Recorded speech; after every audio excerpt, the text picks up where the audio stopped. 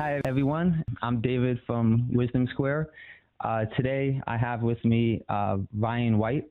He's from Social Revelation Marketing, and he's basically the Instagram star that's helping other entrepreneurs grow their Instagram accounts organically with real people to get real engagement, unlike a lot of others that are using, fake methods with, robot accounts that's not really going to help you.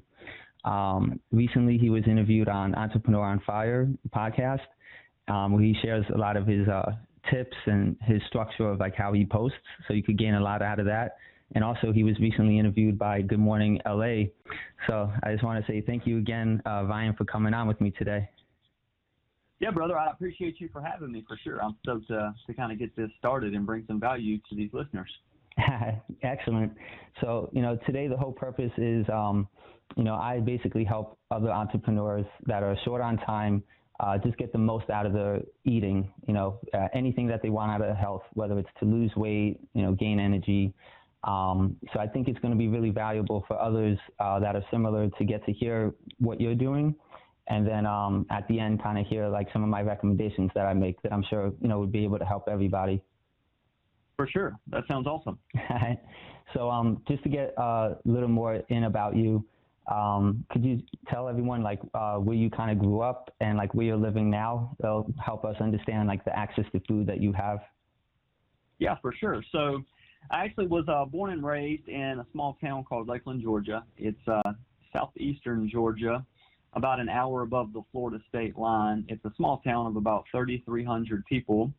And, I graduated, obviously, from high school there.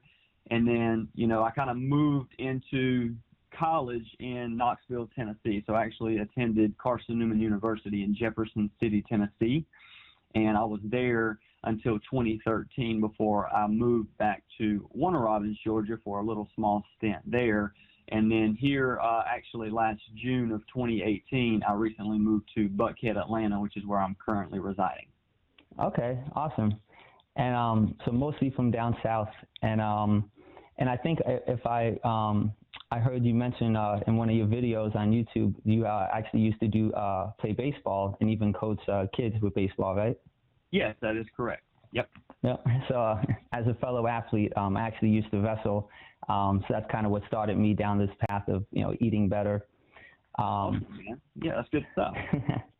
So yeah, it's always a pleasure to meet another athlete. So I guess we could just kind of go through now, like your eating habits, just to go through like, when you were a kid, then we'll touch upon like when you were adult working, the typical 9-to-5 job, and then how that changed now that you're a business owner.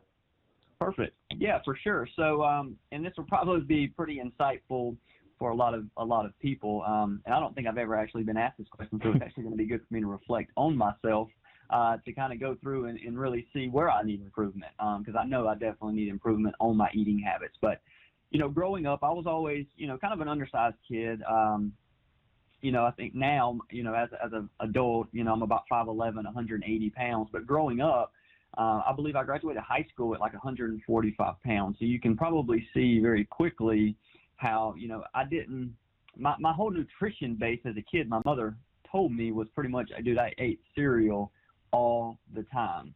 It's funny because she said she could never actually get me to eat like a ton of meat or vegetables or anything of that sort. Kind of my go-to apparently was a bowl of cereal, and all of my relatives say the same thing. That's what they remember about me, which is probably, again, why I was so small growing up and never turned into, obviously, someone who was a 200-pounder in high school. But I think for me, I was just so adventurous and so like outgoing and wanting to be outside and play sports and that sort of thing. It was just always, I never really saw food as like fuel for the machine, obviously, to go out and be, the well-oiled machine that you need to be in terms of producing energy and that sort of stuff. I was more focused on, hey, I got to get something down so I'm not hungry so that I can move on to my next thing, whatever activity that may be. Naturally, as I moved and graduated high school and got into the college baseball atmosphere very quickly, our coach was like, hey, you need to obviously be eating a lot more protein, putting a lot more calories in your body, because we have to move you from this 145-pound frame to, about 165 to 175 pounds frame when I was during my playing career. And so, you hear about the freshman 15, as you, in terms of, weight that you would gain as you become, a college athlete or a college freshman on campus just through eating cafeteria food, and that most definitely did happen for me. I noticed I was eating a lot more because, again, your body just, as it's growing and as it's putting out a lot of energy every single day through going through a college workout plan, naturally your body is going to tell you, hey, we need more energy here. So therefore I was hungry more, and therefore I would eat more, as a college kid in the cafeteria. And so, I started, I would say I was eating more, but I don't know that I was self-conscious about, exactly clean eating.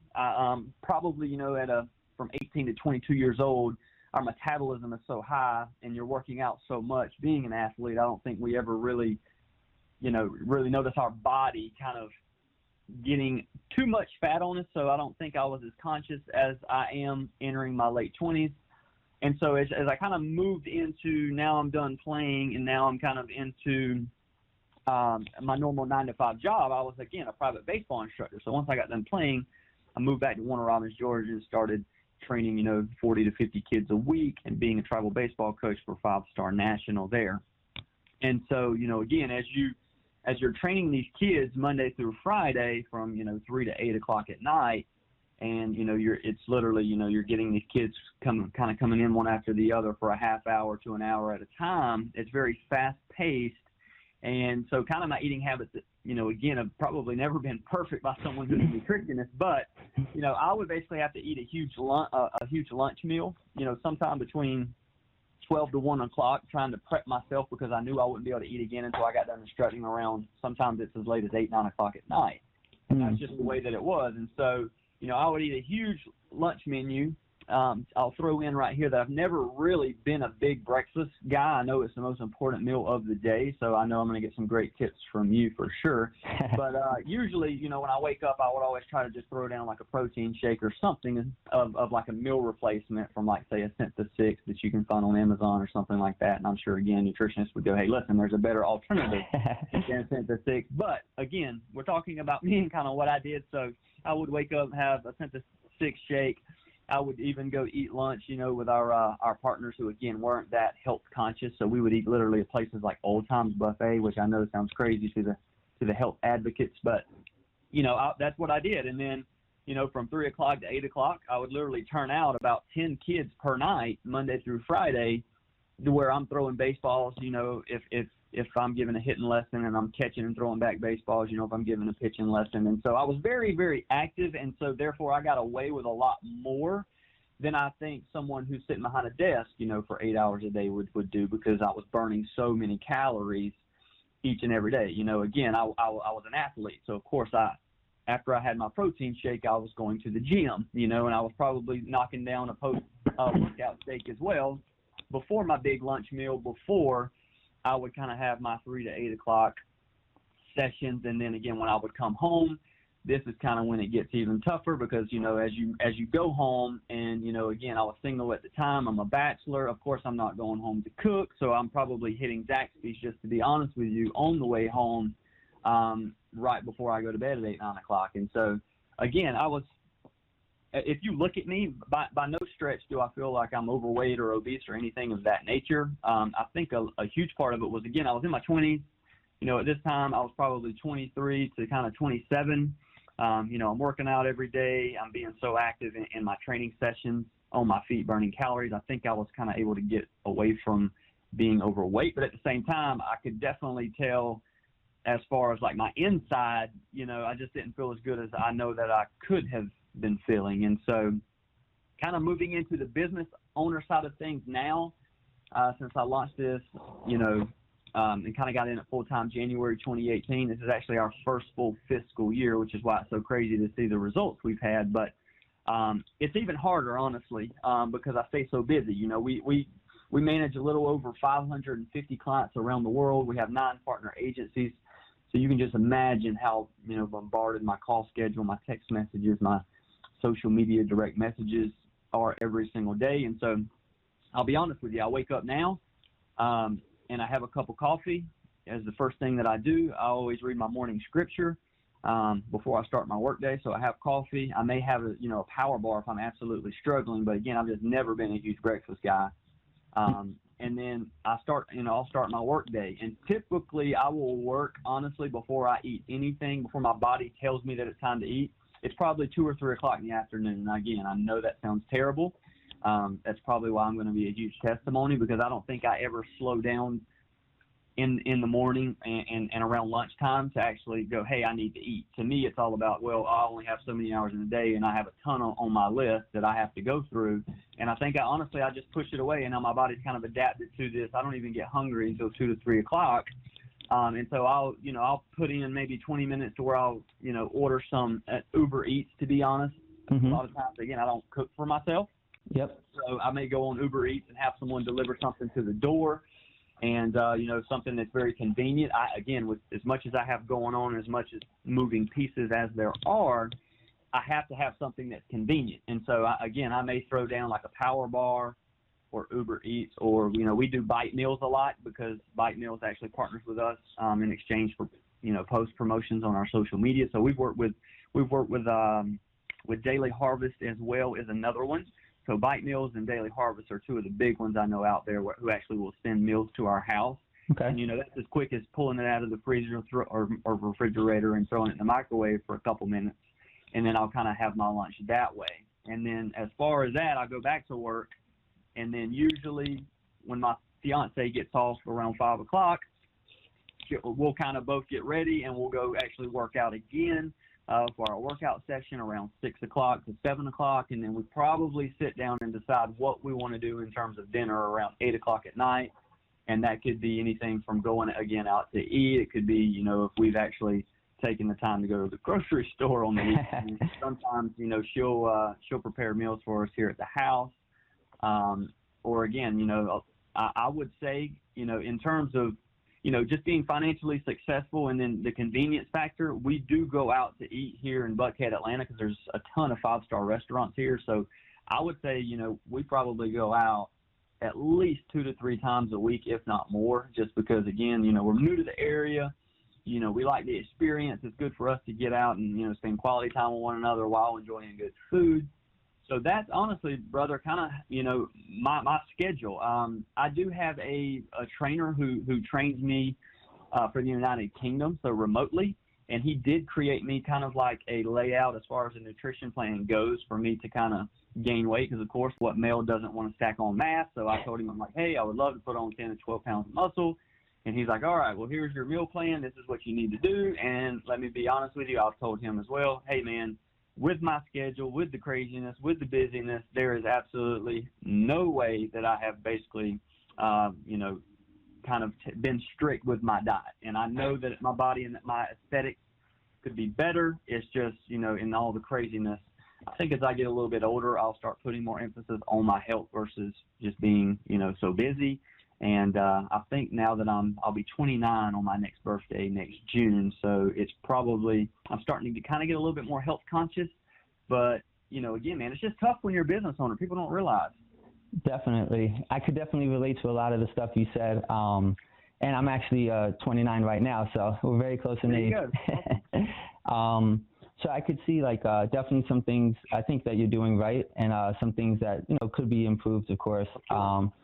But before I even get into that, just to kind of go through everything, do you have any favorite foods that you just never will want to give up? Dude, I'm a steak and potatoes guy. Yep. If you told me I had to give up steak, it would be a huge problem. I would probably just be in very type A. I would say ain't no shot, and I would turn around and say, I'm going to die being happy eating my steak. Everybody has something. Oh yeah. So I'm a huge steak and potatoes guy. That's probably my one thing. It would be, again, I love meat. I love protein. So it would be really tough for me I played with the idea of actually going vegan for 6 weeks just to see what it would do to my body, to go plant-based just to see what would happen. Yeah. Why not? And my fiance was like, who are you kidding? There's no shot you go 6 weeks without eating meat. So. Oh, she challenged you.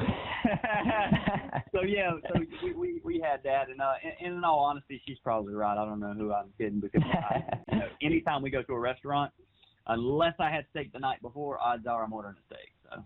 Gotcha. So no more than 2 days without meat, even a day. Okay. All right.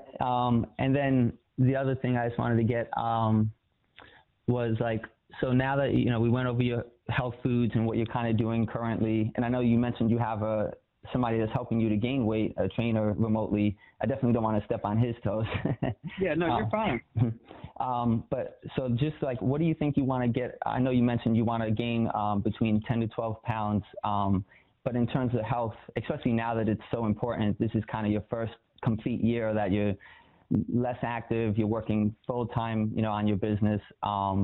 Like, what do you think you want, like, going forward, you want to see, like, just, I know you do coffee, so is maybe something like better energy or better sleep, better focus, muscles, like anything that, besides what you kind of mentioned, that you think you want to, like, kind of as a goal you want to set for yourself? Yeah, I think, of course, we all want to cut down, obviously, on our body fat percentage, because as we all look in the mirror, we all critique ourselves a lot more than the outside world most of the time. Yeah. So, there's obviously, we all have problem areas.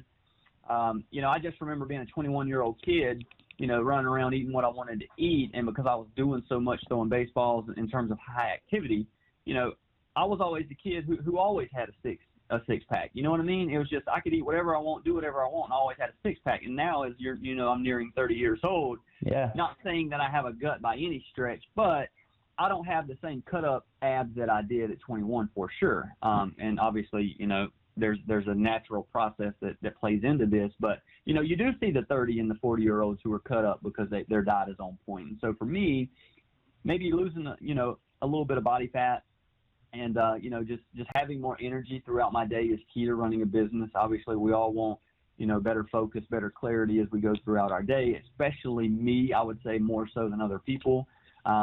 I kind of I put a very high importance on being able to go throughout my day and just feeling like I'm on top of things. You know what I mean? Like I'm clear in my mind. So if someone ever approaches me or has an issue, I just always like to be able to be level-headed, clear-minded, and be able to deliver them a solid some advice if that's what they're coming to me for, or a solution if that's what they're coming to me for. And so I'll be honest, I don't do a whole lot of drinking. I don't do a whole lot of recreational drug use. Again, out in California last week again for the interview, stayed away obviously from the whole marijuana thing, although it's legal.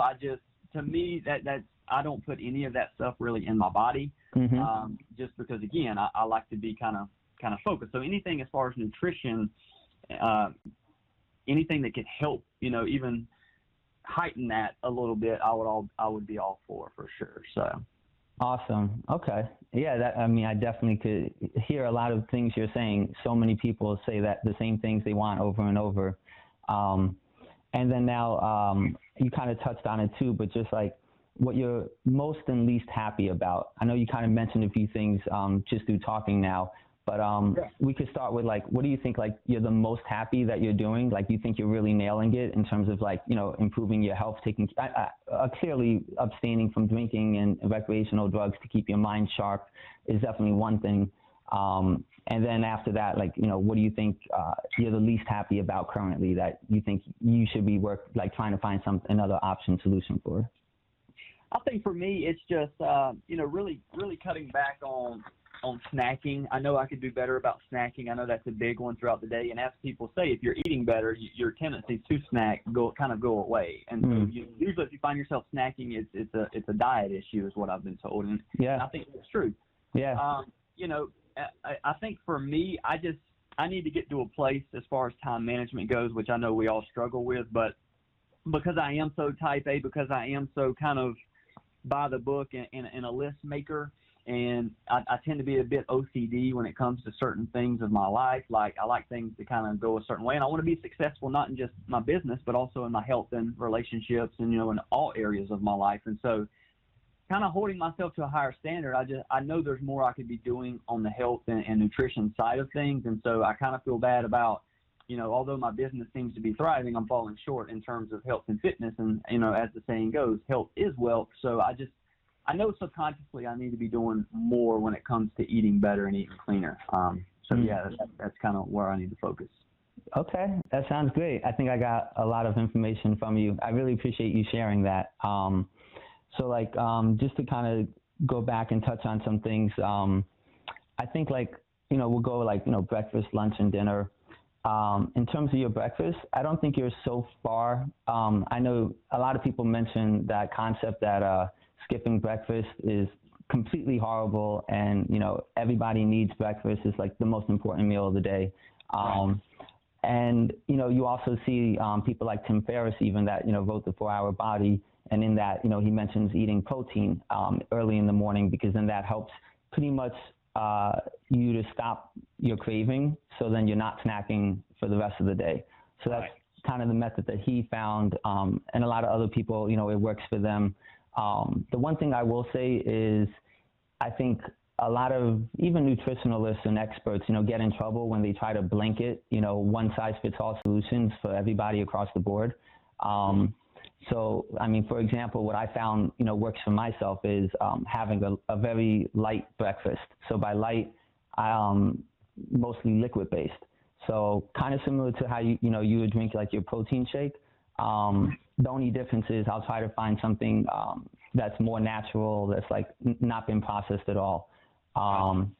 So, and also, I want to also kind of just touch upon not even like the specific, this superfood or that superfood, or, like the tips and tricks and techniques. I think it's always important to kind of like take a step back first and look at the kind of big picture, like the foundation that's going to help, help us make better informed decisions of, when we're in different situations, whether it's at a restaurant or in the grocery store. So, the kind of based on like, I do a lot of reading and research, and like how I've come to understand things, and, done it on my own and with other people, is basically, I call this the craving match technique, right? So you basically want to match what you're craving to the food. So, one example is, that you're snacking throughout the day. So even though you might be eating food, your body is still craving something. That's why you're hungry, right? So to look at it, there's like different kind of categories. So like when you're craving something, typically like that nutrient, it's that nutrient that you're craving that's making you hungry. It's not really that like your stomach is empty necessarily, and because it's empty, the goal is to just fill it up with, anything. And as long as you fill it up, then you're going to be good. Like I know you said when you were younger, you would think, in terms of that, you just had to eat to not be hungry. Right? Exactly. Yep. But to be able to eat, to really like feed our machine, because our body is basically like a machine, those nutrients, I think like the most important thing, it comes down to like the minerals. So the minerals, for example, every body part has a mineral that it's associated with. So if you want stronger bones and even stronger muscles, you want calcium. That's like a real common one a lot of people know. But there's also like 5 other major categories that people don't kind of hear about as often. And, that's, for example, if you want better energy and to help clean out your blood, have a healthy heart, the best thing you could give is iron, foods that are high in iron. If you want really good mental clarity and focus, void of distractions, copper is actually really good for the mind for that purpose. If you want to like kind of balance your emotions, and if you're in stressful situations and you want like less anxiety, a little bit more mental clarity in that regard, iodine is actually the most important mineral, and that's for your thyroid gland that controls your hormone system throughout the whole body. Yep. And, there's a few others, but just because those were the ones you kind of talked about that you mentioned, quickly, like when you say the word iodine, just imagine the ocean. So a lot of if you ever go to get sushi at a restaurant and then they give you the option of a green salad or a seaweed salad, personally, I always go for that seaweed salad because I know I'm giving myself some iodine that's going to give me the function of, being more relaxed and, calm, the next day or two. Right. So that's one quick tip. In terms of copper, for just that focus and that mental, sharpness and alertness, mushrooms, and also like ferns, like capers is like one example, but like a fern would be sometimes when you get into like supplements, and if you want to look for like a supplement for the mind, I only kind of recommend to my clients natural products, nothing that's really proprietary. And that's like the very minimal, least processed. But one example for that would be there's something called a tincture, which I'm not sure if you ever heard that word before. Yeah, no, I actually have not. Okay. So a tincture is similar to a tea, if you want to give like a metaphor. So a tincture is probably like the best way to get the nutrition out of a source of food. So just like how you would take a certain herb and, you would identify, that herb is good for, this or that. You would take that and you boil it in water and then you would drink that water. In the same way that if you make soup, you're just putting vegetables in the water, boiling it, and then that's your soup broth. So it's like a vegetable tea, basically. The only difference with a tincture is instead of water, you're using either alcohol or vegetable glycerin, which I actually like a lot better because it doesn't burn like alcohol and people that don't like alcohol, So, yeah, and the vegetable glycerin is different than the water because water is pretty much only able to extract out of it the minerals from a source of food, but there's more than that. It's all like the essential oils, the healthy fats, and a bunch of phytonutrients that we don't even identify, we can't even name. That's like unique and special to every, source of food. So a tincture is able to get all of those essential oils out of that food, pretty much like the best and most amount of like nutrients you could get from that source of food. And all that looks like is basically a little glass bottle with an eyedropper, and you just put like one eyedropper fill like underneath your tongue. And that's kind of important because under your tongue actually has the most amount of capillaries. So anything absorbed through under your tongue goes right into your bloodstream. So then you feed your body instantly, and it doesn't have to go through your stomach. So let's say, for example, you had junk food, and maybe you could tell me this too as an example. If you ever ate a lot of junk food, and maybe, you were used to that, but then all of a sudden you try to eat clean for a little bit. So maybe you stop eating like this one particular thing, and then you go back to eating it, and then all of a sudden it makes you feel sick, like unexpectedly. Like before you had no trouble eating it, but then now all of a sudden eating that same food is like causing this like knee-jerking reaction that you didn't have. Yeah, no, for sure. I've definitely experienced that before, and for me, it was pizza. Dude, when I was instructing, I know that sounds crazy, but when I was instructing, it was very common, that we would naturally order delivery. Papa John's, to be specific, all the time. I'll be honest, I feel like I should be a spokesperson for Papa John's with as much pizza as we ordered. And once I moved to Atlanta, well, really more so got with my fiance. Pizza's her favorite food as well, but we understand how terrible bread is for you in terms of from a nutritionist standpoint and kind of staying lean.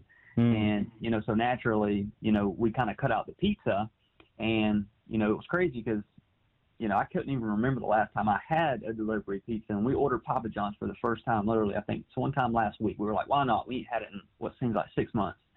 And I just remember that night, I think I actually woke up with a stomach ache, and we were both, because my fiance had it as well, and we were like 100% this is from the pizza. Yeah. It probably felt like you were food poisoned, but you weren't. Right, exactly. Yep. So that experience, very few people can actually explain why that happens, but just based on like how I've come to understand things, I think what science kind of tells us is that when you're eating something that's bad for you, for example, and it's so funny because it's athletes, right, that's eating the pizza, but you would think like athletes have to eat the super healthy food, but like you normally don't see that, surprisingly. But like what happens is your body is like really smart. So because it's so smart, it has its own defense mechanism. So it's literally protecting itself from whenever you're commonly eating something unhealthy. So with that, of course, like it's the mozzarella cheese. That's probably all the grease, the processed oils, because they're not natural oils. They're like hydrogenated, so it changes the structure. The body can't even absorb it. It just has to get rid of this waste as fast as possible. So what the body does, it actually, inside the small intestine, that's like where the majority of the food is getting absorbed in the body, it creates a layer of mucus around the walls of your small intestine. And that mucus is what's shielding your body from absorbing any of that cheese or hydrogenated oils. So the thing is, like, it's good because it's protecting you and it's helping you get that food in and out without absorbing it and getting sick from it. Of course, the downside of that is, say you're, every day you're eating pizza, and then one day in the middle of the week you decide to eat something healthy, your body's not going to be able to absorb the majority of that healthy food because it's still protecting itself. It's going to take your body between, 1 to 2 weeks before it begins to let down its defenses, shed that kind of layer of mucus. So that's why it's so, when you do something, it's good to do it consistently. And that's really, honestly, that's the reason why we get so sick when we go back eating that food, because now our defense mechanism is down, and now we can actually absorb everything from that food, and then that's what happens to us. It actually makes perfect sense, yeah, when you lay it out like that. So that's good stuff. Yeah, thank you. I'm glad you were able to understand it. Yeah, for sure. And that's kind of one of the reasons why, if I ever do say a supplement or something that's, beyond just chewing on something, I would only recommend a tincture, just because it's in that liquid form, and because it goes under your tongue right into your bloodstream, it gets to bypass your digestive system. It gets to bypass your stomach. So, it's really nice for people that are just starting out, if they just want to see an instant kind of boost, oh, this is the potential. This is what it could feel like if I was, really living this. And I've seen that serve as a catalyst for a lot of people to want to, go to the gym and start changing other little habits and, be more consistent when they could see that kind of before and after picture.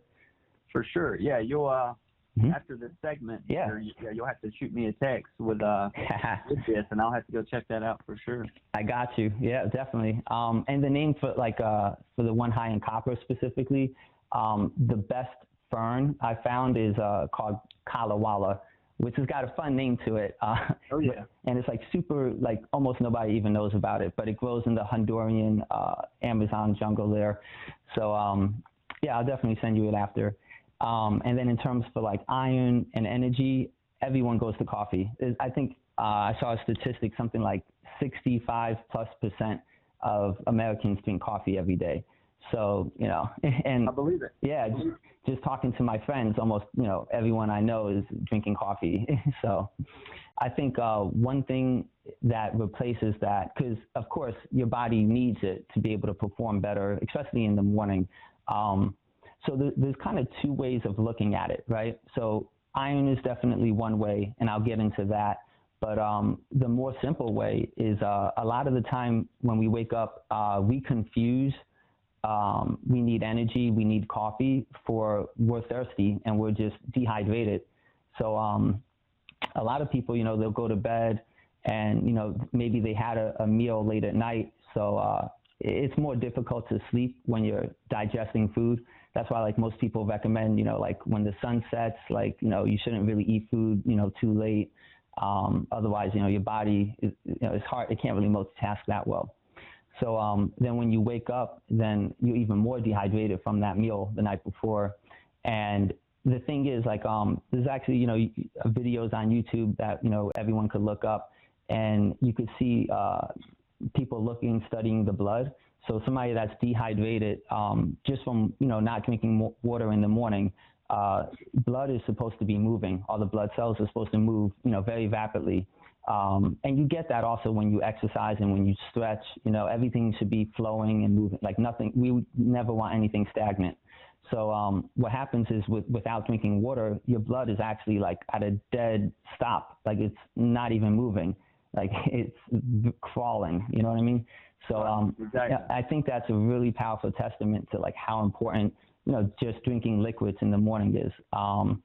So, and then just from doing that, it could either postpone your hunger, or postpone that oh, I need something to give me energy, just by drinking simply water. But at the same time, what I recommend is not just water, because again, it goes back to what our body is craving. And really it's these minerals that are in our food and in our drinks. So when you drink water that's, filtered out of the bottle, there's not really too many minerals in it because they had to filter it. So it's kind of like drinking almost empty water at that point. So instead, what I recommend people do is just take some either lemon or lime. My favorite is key lime, just because it's smaller, it has seeds in it, and we should always eat food that has seeds in it. So just squeeze just a couple of those into a cup of water, and you'll notice, like, not only does it taste like something, it tastes better, but also like you kind of want it more. Like your body will be more excited, and I think that's a real important thing. Like if we don't want to do something, like we should be always listening to what our body is telling us, because again, everybody is different and unique. But if our body wants to do something, we're much more likely to do that every day. If we have to force ourselves to do something just because somebody else told us to do it, we're much more likely to skip it and, yeah, I'll do it tomorrow, Right. No, I understand that completely, yeah. So, something as simple as just like water with some lemon or lime, some citrus in the morning. It's really good to just jumpstart the body, really just get the blood moving again. If you don't have a morning exercise or stretch or something, that's a great, thing you could do. And it's a lot quicker than going out for a walk for 30 minutes. Just drink some water with lemon. Right, exactly. Let me ask you, what's your thoughts on alkaline water with minerals and electrolytes in it? So that gets, I have opinions on that. So from what I researched, if you just buy, say, like you go to Whole Foods and you get a bottle of alkaline water, and it promotes a 9.5, alkaline, number. So that water is, alkalinity comes from having minerals in the food or in the drink. So minerals are electrical, and that's what makes the pH go up. The trouble is that water is not alkaline because it has a lot of minerals like it would in nature without being processed. Instead, that water is the same filtered bottled water pretty much, except the only thing they do is they pass it through a machine that ionizes it. And it is basically shooting electricity through the water. So what people call it is it tricks the water into having a higher pH. So your body drinks it, and it actually is good because, for one thing, it's good if you want to detox, because then now it's kind of, it's still empty, like it doesn't have minerals in it, and because of that, it's like a sponge and a magnet at the same time. So when you're drinking it, if you have toxins in your body, it's going to pull that and help you, urinate it out. But at a certain point, if you keep drinking it, it's going to begin to deplete the, basic minerals that your body requires to function. So too much of alkaline water if you drink it every day for a month, I would say, then it becomes, not that good for you. But yeah, so that's my opinion on that. I think like really the best water would just be, nature from a spring, because, water, comes down from the clouds. It goes over, mountains normally, it picks up all these minerals from touching, rocks and the soil. So it's like mineral rich in nature. But of course, because we have so much pollution everywhere, you have to filter it first. And then, that's when you get into the trouble. So, nowadays we really only have access to like filtered water, whether it's you buy a filter for your sink in the house or you get it out of a bottle. Of course, there's some danger of like just plastic bottles, because if it like melts kind of into the water if you leave it out into the sun. So like if you just have filtered water, that's why I say like just put some like lemon or limes in it, because then now you're putting back into it the minerals that used to be there, but they're not there anymore. Gotcha. Yep. And then the other side of that is the iron. So foods that are high in iron, the best foods that are high in iron typically are root vegetables, so vegetables that are growing in the ground. And if you think about it, that's the closest source. Minerals have to come from the soil. If they're not in the soil, then you're not going to get it magically out of the food. So all the minerals that are in the soil goes into the roots. So it's basically concentrated in the roots. That's why like those are typically the highest in iron. So for example, the one that's the highest in iron happens to be sarsaparilla root, which is where root beer actually gets the flavor from. They copied it from that root, sarsaparilla root. So, just making a tea out of something like that actually tastes a little bit, a little sweet like that. Yeah, yep. And the thing I like to always like talk equally about herbs, just because no one else is really talking about them. For the main reason that, like I said, we're craving food not to just fill our stomachs, but because we're missing certain minerals.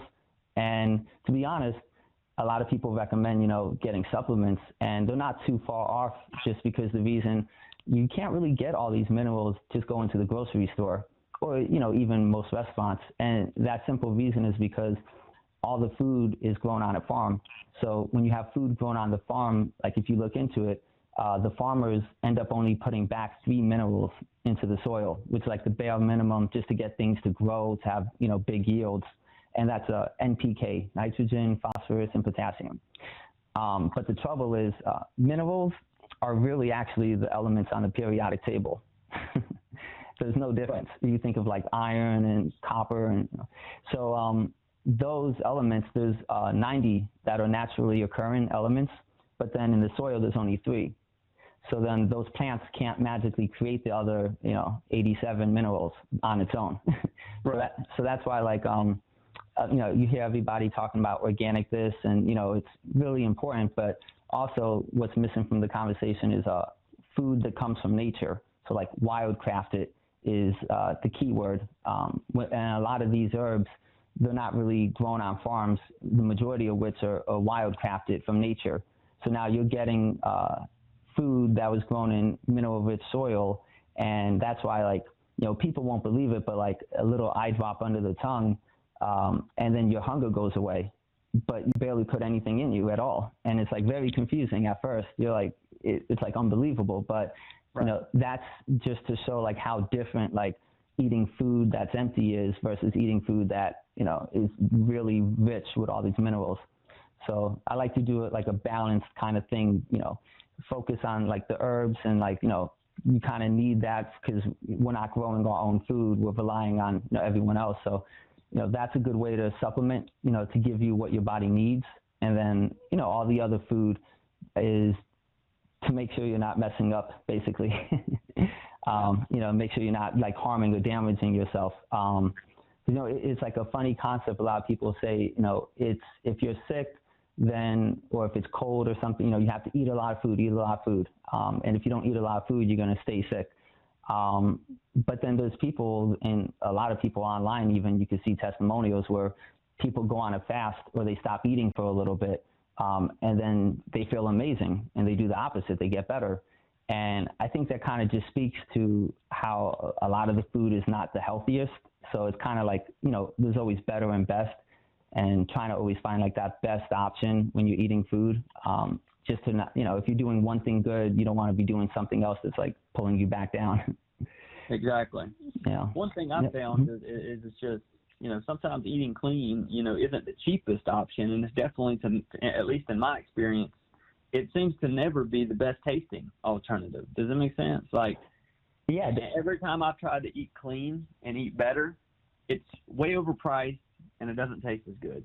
And so that's the struggle that I play with is it's like, well, I know several people here in the South, and again, I'm not basically advocating, hey, go do this, but, if you look back in the 50s and 60s, I have great-great-grandparents who all they ever knew back in the day, they kept the whole pot of grease in the refrigerator. Yeah. And they cooked with it every single day, and then those people, they died when they were like I had several relatives who lived literally to be almost 100 years old. And now you see people falling off at, it seems like in their late 60s, early 70s. And it's like, I don't know. I feel like, obviously our bodies adapt over time, but it's, I play with this battle of, I think, in my opinion, there's a middle ground. And by middle, I mean, I would never want to be someone who's so or like healthy eating conscious that they can't ever enjoy themselves. And you know what I mean? Like, yes, yeah. Because I do believe in,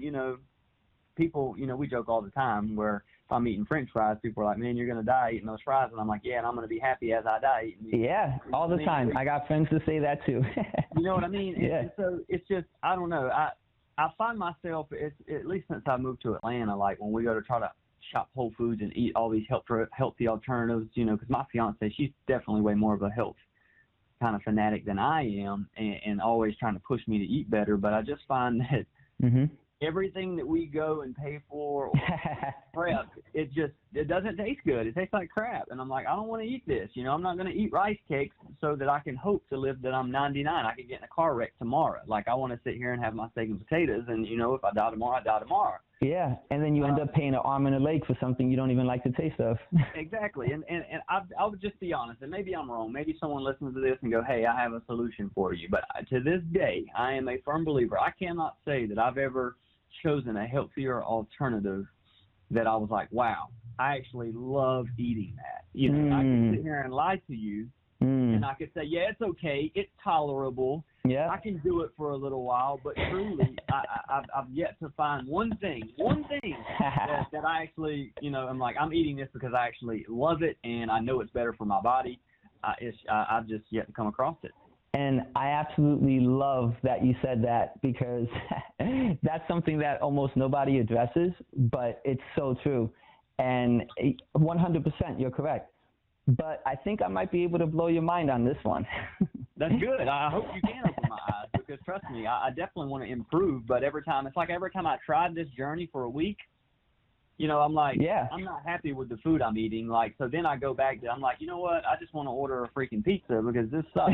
And it's almost like the whole headspace of, you know, I've given it 2 weeks of eating unhappy food. I'm starving, literally, is what my mind's telling me, like, for things that I'm craving. And I'm sitting here, and so what we want is we want a quick fix. So I'm like, I'm looking at the mirror. I don't see a difference. I don't feel a difference in this 14-day period in my mind that I think I should have. So what happens is, why do it? Yeah, why do it? Yeah. You know, you go back. Yep. So it's definitely a couple of things. Like, you know, it normally is like multiple factors that affect something. But to just kind of go through them, right?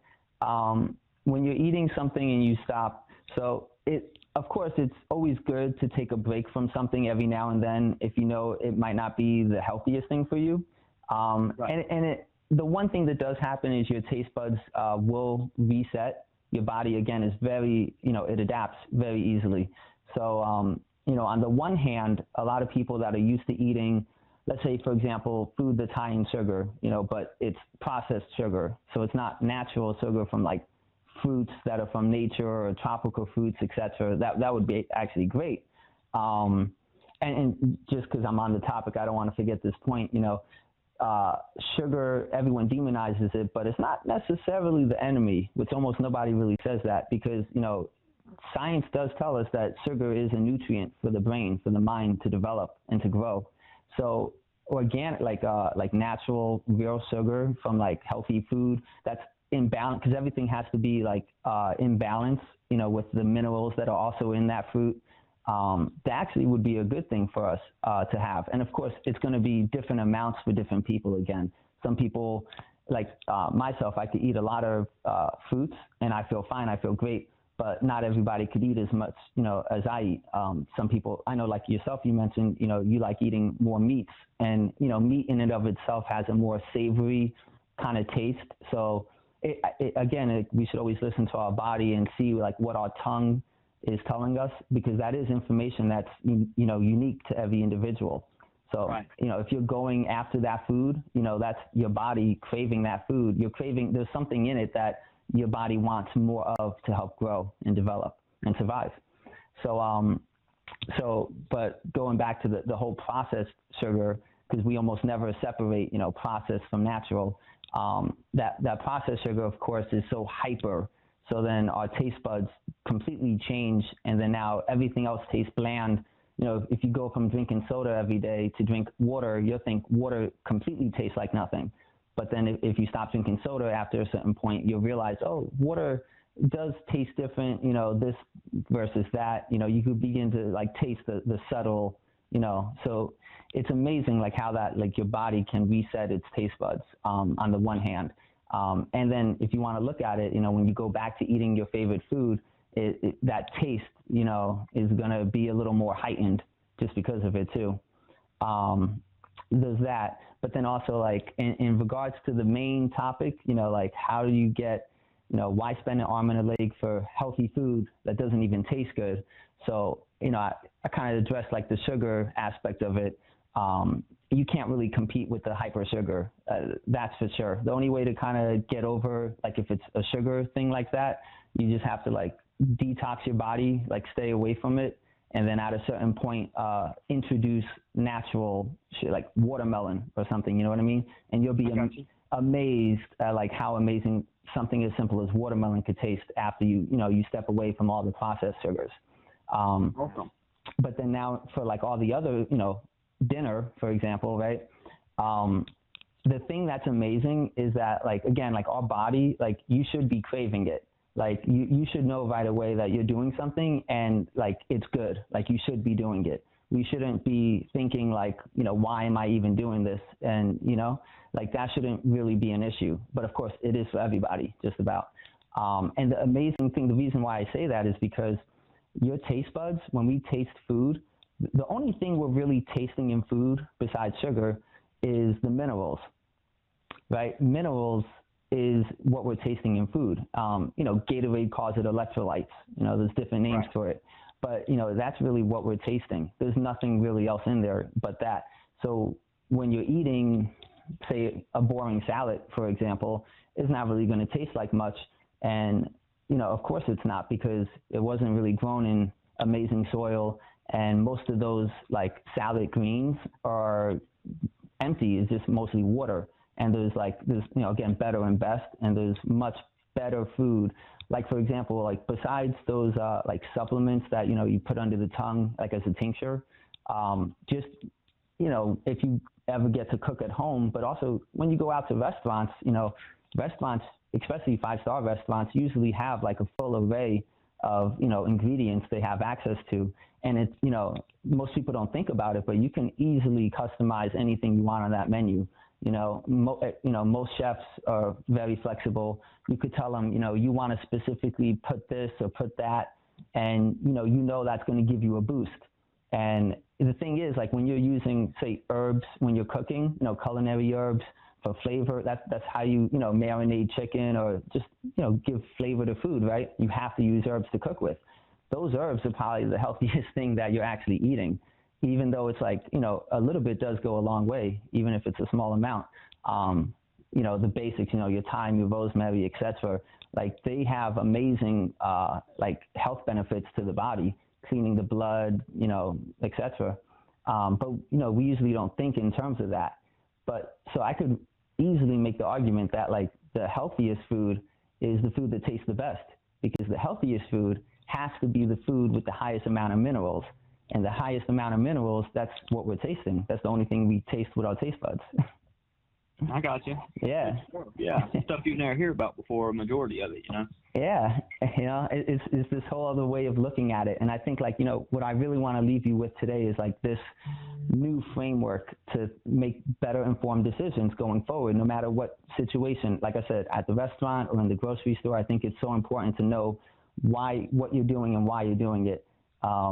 And again, a little bit goes a long way, and a lot of it comes from those herbs.